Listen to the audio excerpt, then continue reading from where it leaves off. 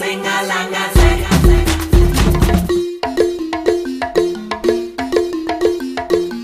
drum and say, come on, bang the drum and say, oh ha, oh ha, oh ha.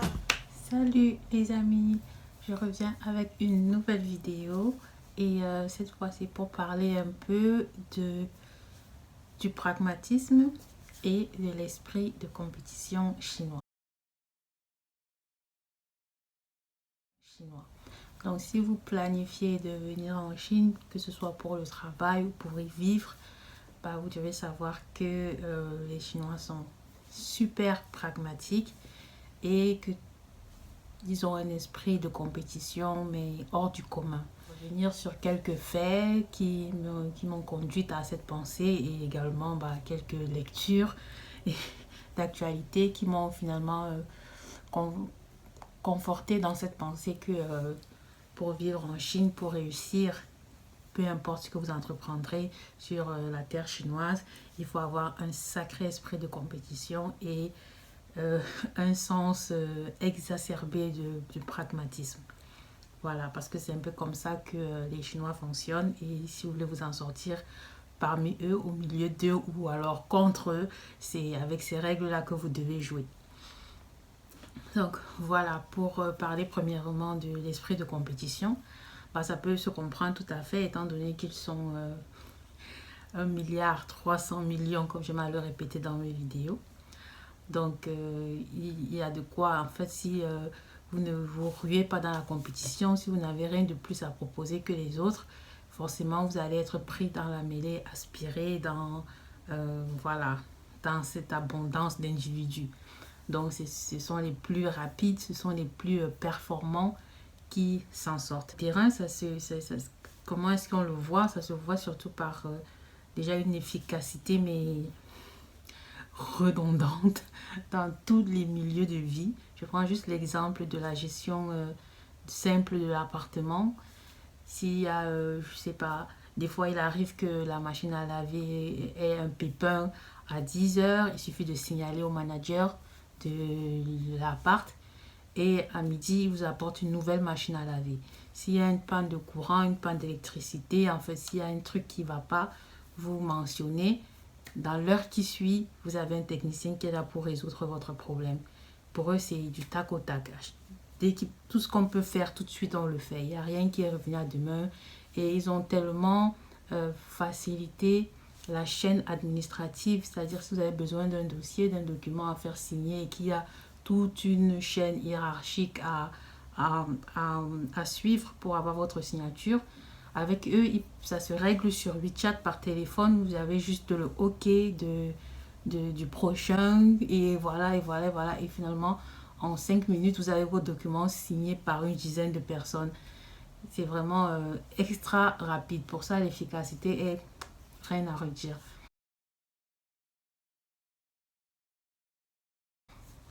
Et du coup, ce pragmatisme, des fois, ça laisse... Le mauvais côté de ça, c'est que ça a un peu déshumanisé le service. Parce que, comme on dit un peu au Cameroun, ils sont plus dans le fafap. Ça veut dire rapidement, rapidement. C'est pas forcément le meilleur service, c'est pas forcément la meilleure qualité que vous aurez. Parce que je vais prendre exemple, toujours avec la gestion des appartes. S'il y a une fuite d'eau, vous allez appeler...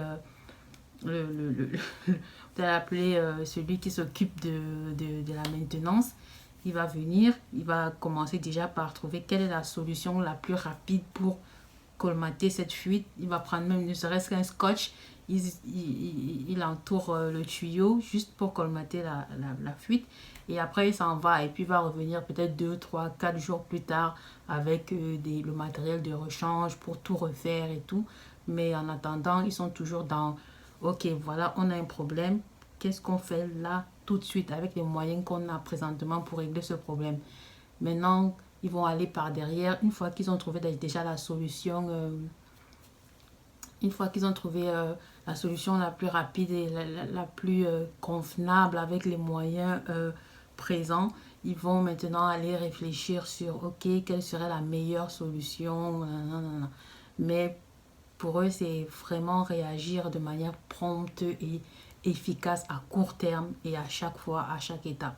C'est pas de rester réfléchir 10 jours sur la meilleure solution et venir appliquer une solution définitive en une fois. Pour eux, ça va être une succession de petites solutions temporaires. Et c'est comme ça que ça fonctionne en fait. La Chine, c'est à chaque fois, ça fait qu'ils sont tout le temps sur le terrain, tout le temps en train d'agir, tout le temps en train de faire tout le temps en train d'apporter des solutions. Ça peut être le même problème qui perdure sur 10 ans, mais à chaque fois, il y a une solution dès que voilà, dès que le problème se montre un peu vivace. Donc voilà, ils ont des petites solutions temporaires à chaque fois, et puis ils réfléchissent aux solutions définitives avec un peu plus de recul. Mais disons qu'ils sont vraiment tellement cet esprit pragmatique là, que des fois tu dis, bon, il y a la cafetière qui ne fonctionne pas, on va venir te réparer ce truc, mais 2 jours plus tard, ça ne refonctionne pas non plus.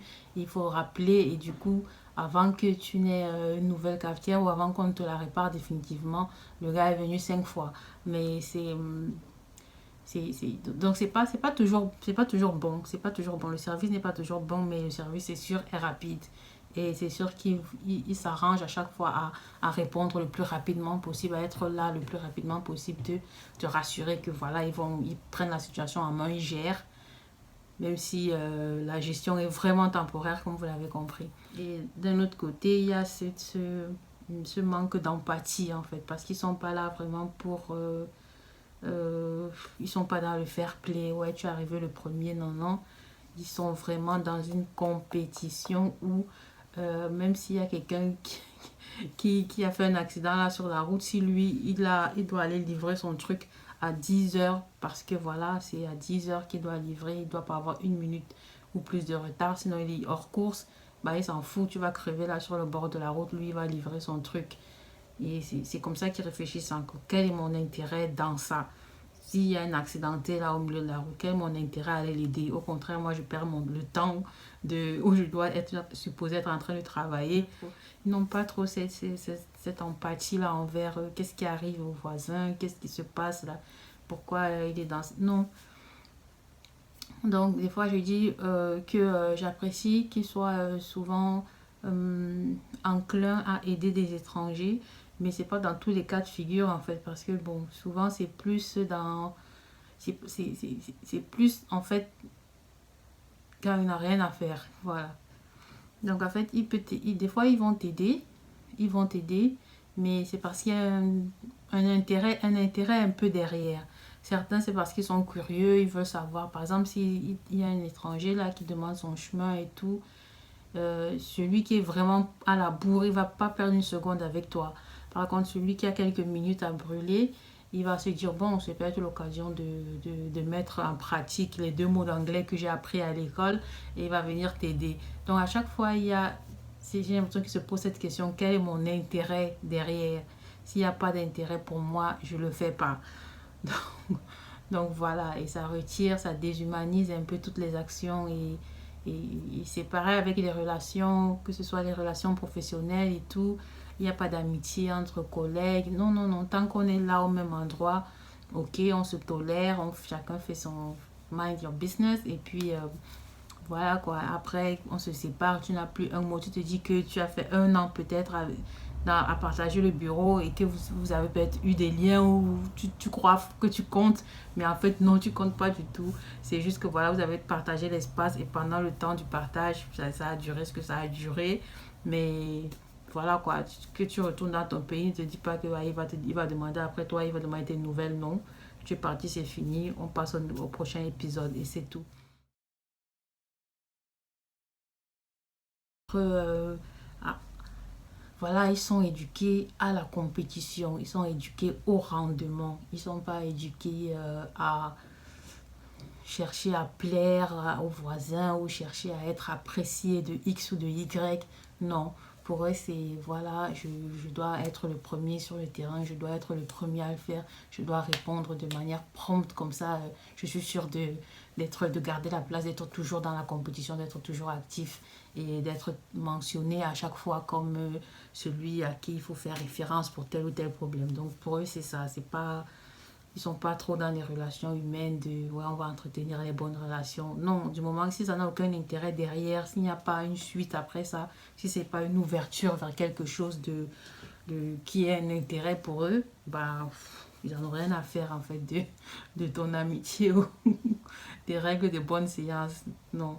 Et il va jamais, un Chinois, par exemple, un collègue ne va jamais te dire bonjour, mais le jour où il aura besoin de toi pour un truc, pour que tu l'aides à travailler, à plancher sur quelque chose, ce jour-là, il te dit bonjour, comment ça va, bien dormi, et ensuite il te demande des trucs.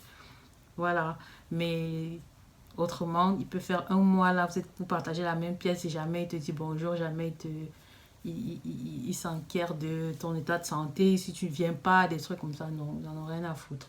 Chacun fait ce qu'il a à faire sans regarder à côté, sans chercher à se faire des copains, copines à côté. Donc voilà, ça c'est un peu... euh, je partage un peu ce que je vis au quotidien en fait, ce que je remarque du comportement de certains Chinois. Maintenant, je ne sais pas si c'est du fait que je sois dans une grande ville et que c'est une ville où la compétition est encore euh, plus élevée, plus difficile parce que justement tout le monde, on va dire quoi, on va dire que tous les bons convergent vers les grandes villes et ça fait en sorte que la compétition est vraiment beaucoup plus élevée. Donc il faut faire deux, trois fois plus pour se hisser, en fait, pour être parmi les meilleurs, pour avoir les meilleures places, pour avoir les meilleurs contrats et tout ça. Et donc c'est encore peut-être plus mis en avant dans ces villes et le côté humain est un peu disparu, quoi. C'est pas vraiment la chaleur humaine qu'on peut avoir en Afrique, il n'y a pas ça ici. Et donc voilà, si vous pouvez vivre sans ça, si vous pouvez travailler sans avoir plus, si vous pouvez travailler dans un environnement où personne, où tout le monde se fiche pas mal que vous soyez là ou pas, bah ça va, c'est parfait. Vous pouvez venir en Chine, pas de souci. Mais il faut que vous soyez préparé à ça, que vous sachiez ça. Donc voilà, c'est ce que j'avais à dire sur l'esprit de compétition et le pragmatisme chinois. Ce sont des notions claires et pratiquées au quotidien en Chine. Et pour s'en sortir dans ce milieu-là, bah, il faut être prêt à ça, il faut déjà s'habituer à ça. Se dire qu'on est ici, c'est pour une tâche, il faut faire cette tâche et la faire bien et dans les plus brefs délais. Les gens ont l'habitude de dire que les étrangers sont lents, que les étrangers sont paresseux, que les étrangers sont... en fait, c'est ça, en fait, ils sont tout le temps en train de dire que les étrangers sont trop lents, ils sont trop lents. Parce que pour faire un truc, nous, on va s'assurer, on va réfléchir à 10 fois, est-ce que c'est la bonne chose à faire? On va vraiment cogiter, prendre le problème dans tous les angles, regarder surtout dans tous les sens pour voir si vraiment c'est la bonne chose à faire et si c'est la meilleure chose à faire avant de le faire. Alors que non, le chinois agit directement. Dès qu'il y a un problème qui se pose, il se dit, ok, il y a de l'eau qui fuit là, je bouche le trou. Même si c'est avec mon doigt, je bouche déjà le trou et après je réfléchis, ok, qu'est-ce que je peux mettre pour remplacer? Or, nous, on va venir peut-être, enfin, d'après eux, les étrangers vont venir réfléchir, discuter,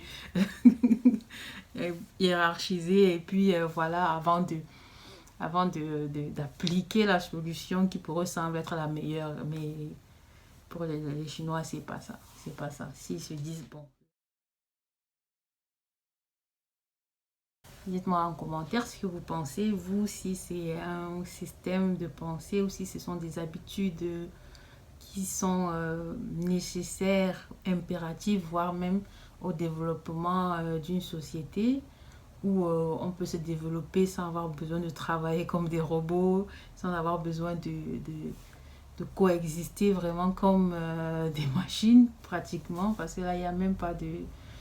Il y a pas vraiment de rapport humain, interhumain, c'est vraiment juste dans le noyau familial qu'il y a vraiment cette chaleur humaine qui se retrouve là.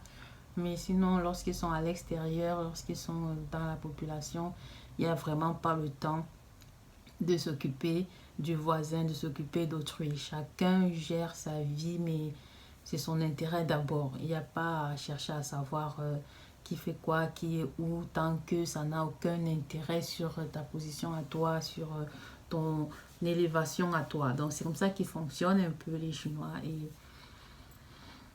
Bon, moi, ça m'a assez surprise parce que j'étais habituée au mode de fonctionnement à l'africaine, avec beaucoup de chaleur, avec beaucoup d'échanges, de relationnel. Il faut un peu, il faut un peu, voilà quoi. Et déjà, c'est l'aspect social compte beaucoup, les relations sociales comptent beaucoup. Ça va même impacter ton intégration dans le milieu professionnel. Et alors qu'ici en Chine, c'est pas ça, quoi. C'est la compétition, on veut le meilleur et c'est tout. On ne cherche pas à savoir si vraiment tu es mon ami ou quoi, quoi. Est-ce que c'est mon intérêt? Quel est mon intérêt de te prendre? Est-ce que ça va m'avancer? Est-ce que ça va faire de moi le premier compétiteur? Donc, c'est comme ça que ça marche. C'est vrai il y a toujours cette part de piston, de favoritisme, de voilà, est-ce qu'on est dans le même parti, on avance ensemble et tout ça. Mais franchement, si derrière, il n'y a pas le soutien de... Si tu n'es pas travailleur, bosseur, si tu n'es pas forceur, vraiment, même le piston, tu vas pas pouvoir en bénéficier, quoi. C'est ce que j'essaye de dire.